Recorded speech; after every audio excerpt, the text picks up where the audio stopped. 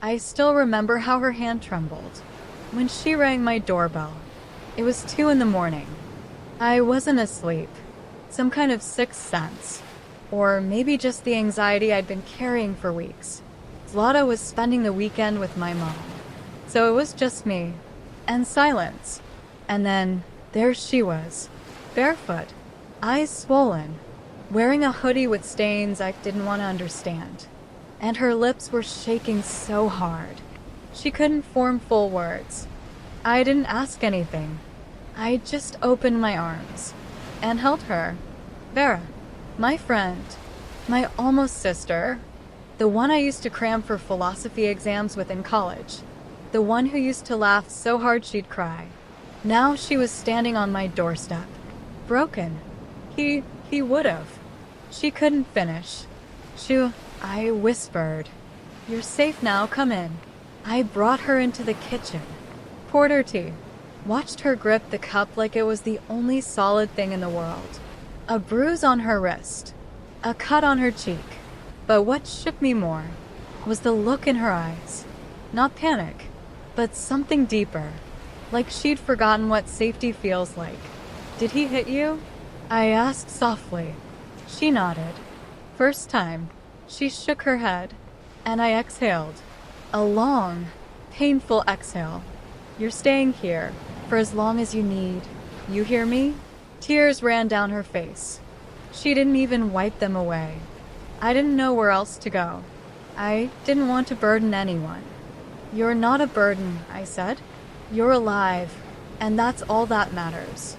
I set her up on the couch, found clean pajamas, locked the windows, double-checked the doors, and then I lay in my bed, staring at the ceiling, thinking, how do strong, educated, brilliant women end up in cages like that? I knew her husband had a temper, but I didn't know it was this bad. She never said a word. And her social media? Perfect. Cappuccinos, roses, theater tickets. But behind the screen? Fists, silence, fear. The next morning, I got up early, made strong coffee, laid out some pain relievers for her bruises. And when she opened her eyes, I was already there, sitting beside her. "From now on," I said, "you're not alone." She looked at me like I was the last island in the ocean. I didn't know then that one day she'd be the storm that would sink me. But in that moment, all I saw was a woman that needed saving. And I believed, with all my heart, that I was doing the right thing. She barely spoke for the first week. Just slept. 14 hours a day sometimes. Woke up, sipped coffee, stared into space. Sometimes she'd cry, silently, tears rolling down her cheeks with no sound. And I didn't ask questions. I didn't push. She'd run from violence. She deserved silence. I got her a new SIM card. Went with her to the police station when she finally had the courage. Accompanied her to the doctor. The X-ray technician just shook his head. Signed her up for therapy. Helped her get a freelance writing gig. She was always great with words. My husband rolled his eyes at first. "You opening a shelter now," he muttered. I gave him a look. He didn't say it again. Strangely, after that, he changed. Became softer. Brought her tea when she had headaches. Asked how she was doing. Offered to drive her to interviews. I thought, wow, he cares. He's finally showing compassion. I was proud of him. Vera started looking like herself again. She lost weight. Her hair regained its shine. And her laugh came back, the one that used to echo across our dorm room walls. We cooked together like old times. Chopped vegetables. Shared wine. Laughed like girls with no past. And sometimes, I felt 17 again. My husband would pass by and joke, "What are you witches cooking?" Revenge. And Vera would laugh. "No, just power. You want a taste?" He'd smirk. I'd smile. It felt light, almost happy. One night I got up for water. As I passed the living room, I heard whispering. I paused, pressed my ear to the door. It was her voice. I ruin everything. I'm poison. Please forgive me. I stood frozen. Was she talking in her sleep? Or confessing to someone? Her therapist once told me she has attachment trauma, that she clings to people who save her, that she might confuse safety with love, that boundaries were essential. I laughed. She just lives with us. It's not that deep. He looked at me closely. And your husband? Does he keep boundaries? I flinched. After that, I started to notice things. The way he looked at her just a second too long. The way she lingered when saying goodnight. The warmth. The closeness. But I told myself I was imagining it. I was saving her. She was grateful. And I trusted her. I truly did. Like a sister. Like family. I didn't notice it at first. The small changes. Little things. He started coming home later. Blamed work. Deadlines. Clients. He'd step out onto the balcony to take calls. And when I passed by, I heard him whispering, "Don't say that. She might hear." And just like that, silence. I didn't say a word, but something inside me stirred. Vera. She started dressing differently, wearing soft makeup again, perfume I didn't recognize.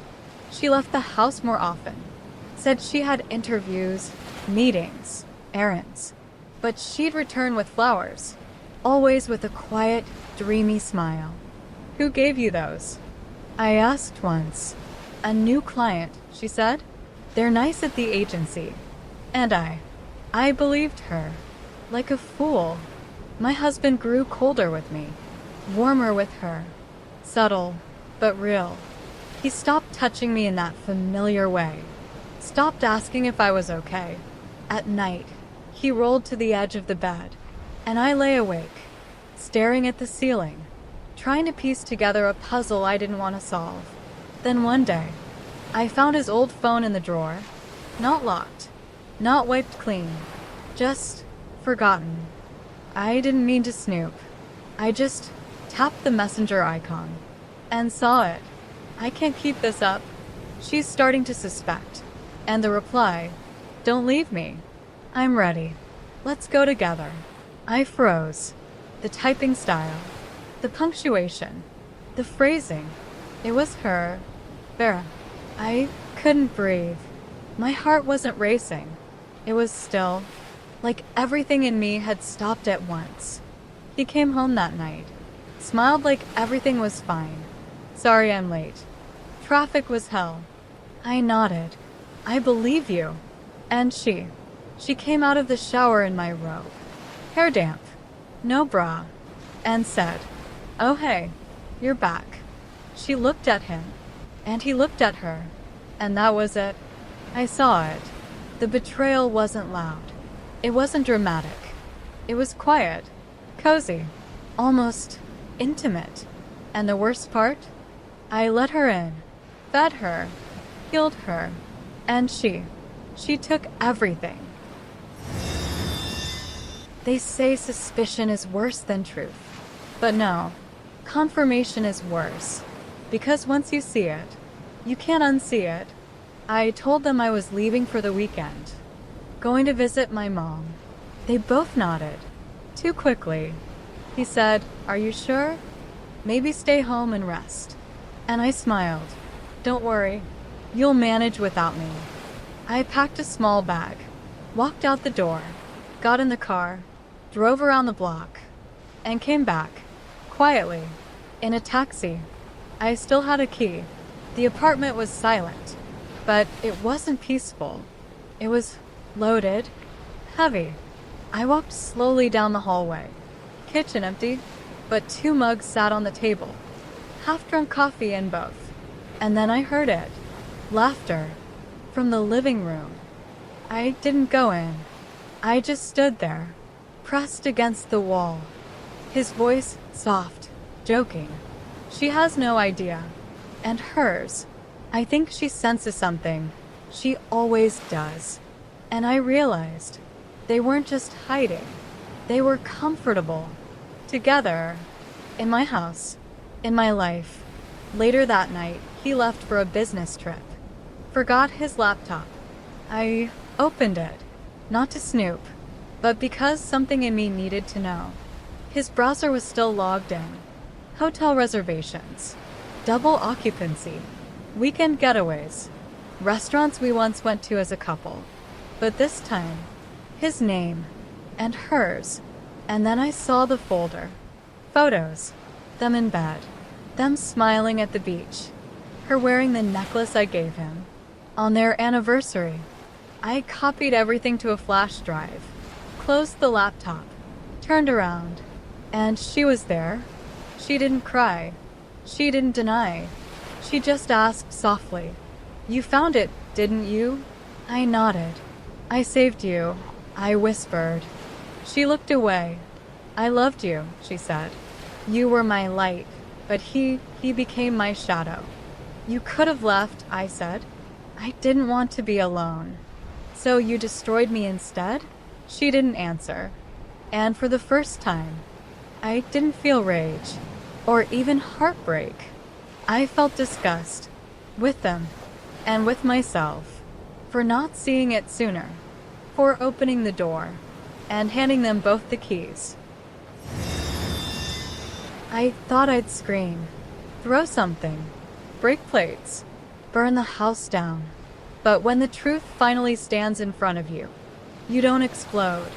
You go silent. I called them both into the kitchen. Calmly, they sat across from me. He wore the t-shirt I bought him for his birthday. She was in my robe, hair still damp, looking like she belonged. I placed the flash drive on the table. "You wanted me to know," I said. "Well, now I do." They didn't speak. He looked away. She stared at me, not with guilt, but with something else. Maybe shame, maybe defiance. I couldn't tell anymore. "How long?" I asked. He mumbled, "A few months." I leaned forward. "How long?" Vera exhaled, almost from the beginning. And I realized, from the moment I opened my door to save her, she was already taking what was mine. "You used to tell me he didn't love you," she said. "That he was cold. That you were tired." I nodded. "Yes, I said those things. But not so you could replace me." "I didn't plan it," she whispered. "I didn't mean for this to happen." "Did you mean to sleep with him?" I asked. She looked down. "I love him." I laughed. Actually laughed. "You love him?" She nodded. "And does he love you?" He shrugged. "I don't know." "You threw away your wife for her?" I said to him. "The woman I was protecting?" Still no answer. That night, I packed a bag. My things. Zlata's things. Just the essentials. And I walked out. No goodbye. No yelling. Just gone. He didn't stop me. She didn't ask where I was going. And me? I didn't cry. I felt nothing. Just hollow. Weeks later, I heard things. That he left his job. That they moved in together. That she got pregnant. And lost the baby. That he drinks now. That she's scared to leave the house. And I realized the cycle repeated. Just not with me in it this time. The first few weeks, I was a ghost. I stayed at a friend's place, then at my mother's. I stared at ceilings, drank coffee I couldn't taste, showered without knowing if I'd done it already. Sometimes, I asked myself if it was all just a nightmare, if I'd wake up, and things would be okay again. But I didn't wake up, because this was the reality. He never called, never texted, not even to ask about Zlata. And Vera? She went radio silent, like I'd been erased. That hurt more than the betrayal itself. Not the affair, but how easy it was for them to cut me out of the story, as if I was just a chapter they didn't need anymore. I started journaling, pouring my pain into pages no one would read. I don't hate them. I just don't understand why I let it happen. Why didn't I see it sooner? Why did I need to save someone? Just to destroy myself. I realized something terrifying. I had never truly loved myself. I made saving others my identity. It made me feel needed, important, valuable. But I never asked myself what I needed. One morning, I woke up, and for the first time, I didn't cry. I got up, washed my hair, put on moisturizer, made coffee, played music, and in that moment, I realized something powerful. The pain wasn't gone, but I was back, up a little broken, but present. There's a strange clarity that comes after devastation. You start seeing all the patterns, not just their betrayal, but your silence, your self-abandonment, your constant giving. You realize you were never protecting them. You were protecting the illusion. And I made a promise to myself. No one enters my life again without taking off their shoes. And if someone wants to stay, they'd better know how to walk with care. A year passed. I no longer live in that apartment. I no longer wear the ring. I no longer call someone a friend just because she smiles when she enters my kitchen. But most importantly, I no longer stay silent. When someone betrays you, something new is born inside you. Not rage, not revenge, but silence. A heavy, still, sacred kind of silence, where you can finally hear yourself again. One afternoon, I saw them in a cafe we used to visit every Friday. It used to be our place. Now it was theirs. She looked tired, pale, worn down. He looked empty, lifeless, like someone had drained every drop of charm from him. They weren't talking, just staring past each other. A cold plate of salad between them. And for the first time, I didn't feel anything. Not anger, not sadness, not longing, just peace. Real, unshakable peace. They didn't win. Because taking something doesn't mean you get to keep it. He was never truly mine. And she was never truly a friend. She was a mirror, reflecting my habit of rescuing people who would never do the same for me. Now, I rescue no one but myself.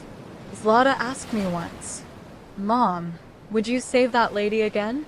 I thought for a moment and said, "No, sweetheart. Now I only save people who never betray me." She looked up at me. "Like who?" I smiled. "Like us." I didn't break. I'm not a heroine, not a warrior. I'm just a woman who walked through fire and came out, no longer burning.